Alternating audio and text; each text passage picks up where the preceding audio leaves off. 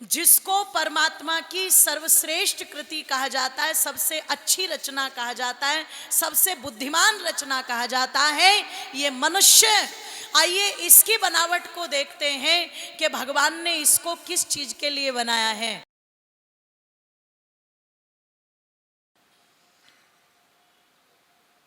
आपका ये जो समय इस समय चल रहा है,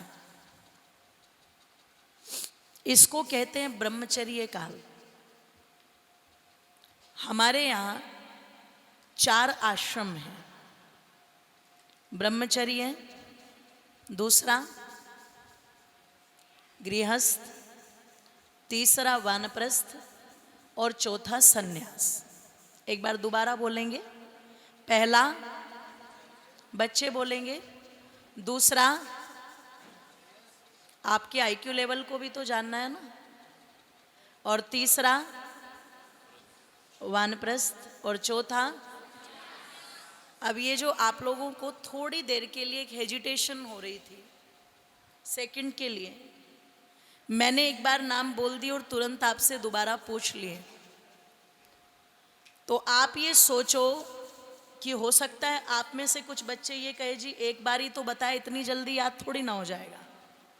तो आप जिस भूमि में बैठे हुए हो, ये भारत भूमि उन विशेषताओं से भरी हुई है जहाँ पर एक नहीं लाखों उदाहरण आप लोगों को ऐसे मिल जाएंगे कि पता लगा एक बुक को एक बार पढ़ा और पढ़ कर के वो बुक वापस रख दी, और जब किसी ने जिज्ञासा प्रकट की कि क्या तुमने ये पुस्तक एक बार में पूरी पढ़ ली इतनी जल्दी, उन्होंने कहा पढ़ ली। कि इसका प्रमाण क्या है? तो पढ़ने वाले ने कहा कि आप इस पुस्तक के किसी भी पृष्ठ से कोई भी चीज मुझसे पूछ लीजिए, एक पंक्ति आप बोलेंगे, आगे की पंक्ति मैं खुद बोल दूंगा। बहुत ध्यान से सुना। उसने कहीं से पुस्तक खोली, एक लाइन बोली और आगे की सारे संवाद उन्होंने खुद पढ़ने चालू कर दिए। उनको लगा कि शायद ये पुस्तक तुमने पहले पढ़ी होगी इसलिए तुम्हें सब कुछ याद है। उन्होंने कहा कोई बात नहीं, आप मुझे इस पूरी लाइब्रेरी में से कोई ऐसी पुस्तक निकाल करके दे दीजिए जिसको शायद मैंने ना पढ़ा हो, कोई नया एडिशन आपके पास आया हो।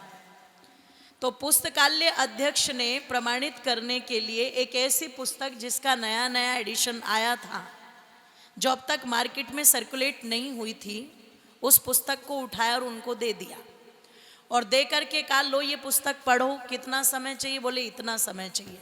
इतना समय उनको दिया, उन्होंने वो सारी पुस्तक पढ़ी, पढ़ के उनको थमा दी। बोले इस पुस्तक के भी जिस पृष्ठ से आप पूछना चाहो एक पंक्ति आप पढ़ देना, आगे की मैं खुद पढ़ दूंगा। आश्चर्य की बात थी कि उन्होंने उस पुस्तक की एक लाइन पढ़ी और आगे की उन्होंने खुद पढ़ दी। उनका नाम था पंडित गुरुदत्त विद्यार्थी। निवेदन कर दूं आप लोगों के मध्य में, गुरुदत्त विद्यार्थी ने बहुत कम आयु उनकी रही और एक पुस्तक उन्होंने लिखी थी संध्या विज्ञान, और जो उस समय ऑक्सफोर्ड यूनिवर्सिटी के सिलेबस में लगाई गई थी। इसी से आप अंदाजा लगा सकते हो कि वो कितने बुद्धिमान रहे होंगे, और ऐसी बुद्धि आपकी भी हो सकती है, पर वो कब होगी? उसके लिए कुछ उपाय करने होते हैं। यदि आप ऐसी बुद्धि बनाना चाहते हो कि हमें भी पढ़ते के साथ में तुरंत चीजें एकदम से याद हो जाए, तो ये असंभव नहीं है। ध्यान रखिएगा।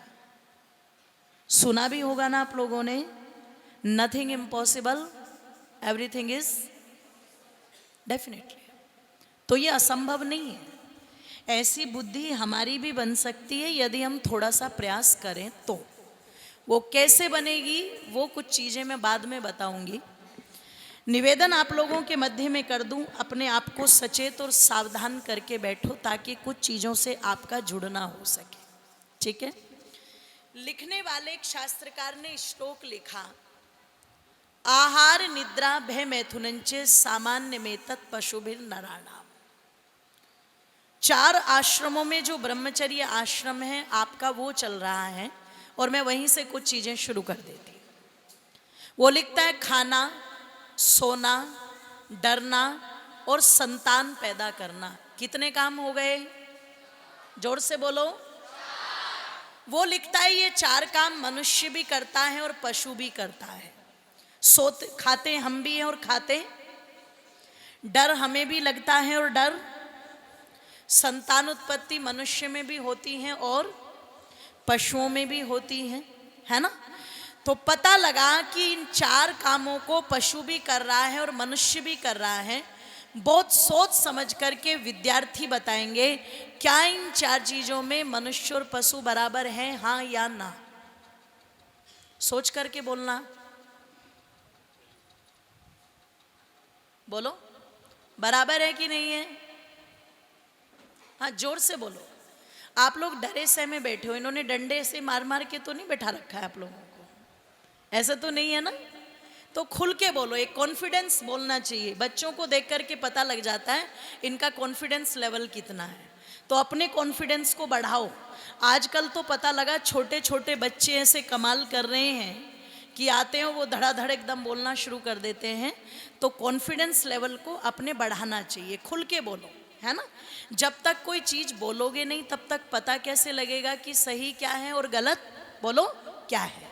यदि आप गलत भी जानते हो तो गलत भी बोलो, क्योंकि जब तक बोलोगे नहीं तब तक आपके गलत को कोई सही भी कराने की सामर्थ्य नहीं रखेगा। ठीक है, तो मैंने आपसे पूछा खाना पीना सोना और संतान पैदा करना, इन 4 कामों में क्या मनुष्य और पशु बराबर है, हाँ या ना? ना यहाँ चलिए सभी मान रहे हैं ना, सभी मान रहे हैं ना कि बराबर है। तो एक एक चीज को ले लेते हैं। जब खाने की बात की जाती है तो शेर क्या खाता है और गाय भैंसे क्या खाती है? घास। यदि शेर को 1 सप्ताह तक भूखा रख करके हम उनके सामने घास डाल दे तो शेर खा लेगा क्या? और यदि गाय भैंसों को हम 1 सप्ताह तक भूखा रख करके उनके सामने मांस डाल दे तो खा लेंगी क्या? क्यों? Any reason that? हाँ बोलो, शाबाश। अब बेटे खड़े होके बोलो आप प्लीज, और बिल्कुल एक बार इनके लिए जोरदार तालियां बजाओ। जी क्या नाम है आपका? परी जी, परी जी बताइए आप। क्योंकि वो सब घास ही खाते हैं पशु, और जो मांसाहारी है वो सब मांस खाते हैं, है ना। ये आपने तो बिल्कुल वही बात बोल दी जो हम बोल रहे थे। ये इसका उत्तर नहीं हुआ। क्यों? Any reason? एक क्वेश्चन मार्क लगाओ। बैठ जाओ प्लीज, सिट डाउन। एक क्वेश्चन मार्क लगा हुआ है। क्यों? शेर घास क्यों नहीं खा सकता और गाय भैंसे मांस क्यों नहीं खा सकती? तो इसका आंसर क्या बनेगा? ईश्वर ने उनके भोजन का जो नियम बनाया है वो उसी नियम में बंद करके खाते, उस नियम को कभी भी तोड़ते। जोर से बोलो। यदि गायों का नियम बनाया, भैंसों का नियम बनाया, उनको शाकाहारी बनाया है, तो पता लगा शाकाहारी और मांसाहारी में क्या अंतर है। जो शाकाहारी होते हैं उनके दांत चपटे होते हैं, जो मांसाहारी होते हैं उनके दांत नुकीले होते हैं। तो गाय भैंसों के दांत कैसे हैं और शेर बिल्ली कुत्ते के दांत कैसे हैं? तो वो मांसाहारी हैं और ये वो ईश्वर ने व्यवस्था दे दी। जो मांसाहारी होते हैं वो पानी को चाट चाट के पीते हैं, जो शाकाहारी होते हैं वो पानी को घूट घूट के पीते हैं। तो शेर पानी कैसे पीता है? जोर से बोलो। और गाय भैंसे पानी कैसे पीती है? That's good. आप देखोगे कि तीसरी विशेषता है कि जो मांसाहारी है उनको पसीना नहीं आता, पर जो शाकाहारी होते हैं उनको पसीना आता है। गायों को भी पसीना आता है, भैंसों को भी आता है, लेकिन शेर बिल्ली कुत्ते को कभी भी पसीना नहीं आता। वो हाँफते जरूर है। कभी आपने देखा होगा उनको गर्मी लग रही है तो जीभ साइड से डाल लेंगे और वो हाँफते रहेंगे उस समय, ध्यान रखिएगा, पर उनको पसीना नहीं आता। अब आप विचार करना, शेर चाहे भूखा मर जाए लेकिन वो घास नहीं खा रहा है, वो अपने नियम का पालन कर रहा है। और गाय भैंसे जितनी भी हैं वो चाहे भूखी मर जाएं पर वो मांस नहीं खा रही है, वो अपने नियम का पालन कर रही है। ये तो है पशु जगत, जिनको ईश्वर ने जो नियम जो व्यवस्था दे दी वो उसी नियम में बंद करके खा रहे हैं। अब बात अपनी कर लेते हैं।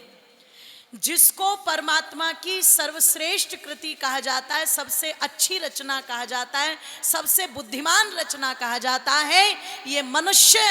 आइए इसकी बनावट को देखते हैं कि भगवान ने इसको किस चीज के लिए बनाया है। हमारे दांत नुकीले हैं या चपटे? तो इसका मतलब हमारा भोजन कौन सा होना चाहिए? जोर से बोलो, शाकाहारी। हम पानी चाट के पीते या घूंट के? तो हमारा भोजन कैसा होना चाहिए? हमें पसीना आता है कि नहीं आता है? तो हमारा भोजन कैसा होना चाहिए? अब सुनो, मनुष्य के सामने अन्न आ जाए वो भी हजम, फल फूल आ जाए, जोर से बोलो, वो भी हजम, साग सब्जियां आ जाए, दालें आ जाए, वो भी हजम, है ना? अच्छा, मुर्गे आ जाए, वो भी हजम, शाबाश बोलो। बकरे आ जाए। और मैं नागालैंड में गई तो जैसे अपने यहाँ पर फरीदाबाद में आप फ्रूट मार्केट में निकल जाओ, वहाँ केले के गुच्छे टंगे हुए होते हैं, ऐसे नागालैंड में सांपों को मार करके बांध के उनको टांगा हुआ है। मैंने पूछा ये क्या है? अरे बोले इनकी सब्जी बनाएंगे ना, जहरीले हिस्से को काट करके उनकी सब्जी बना करके खाई जाती है। और चाइना के अंदर तो आपके यहाँ ब्रेड के पकोड़े चलते होंगे, वहाँ चूहे के पकोड़े चलते हैं। नहीं, आप सीसी मत करो, मैं डिश बनाने वाली नहीं हूँ यहाँ पर। हम लोग केवल और केवल थ्योरिकल बात कर रहे हैं, नॉट प्रैक्टिकल, ठीक है? तो मैं निवेदन कर रही थी आप लोगों से कि आज इस मनुष्य की सीमा इतनी गिर चुकी है कि जिनको हम पशु कहते हैं, जिनको हम पशु कहते हैं, उनके भोजन का एक नियम है। और आज हमारे भोजन का कोई नियम नहीं रह गया है। ईश्वर ने हमारे खाने के लिए इतने पदार्थ बनाए हैं, उनके लिए तो लिमिटेड है, पर हमारे लिए तो ईश्वर ने इतने सारे पदार्थ बनाए, उनको छोड़ करके हम फिर भी वो चीजें खा रहे हैं जो हमारे शरीर के लिए, जोर से बोलो, है ही नहीं।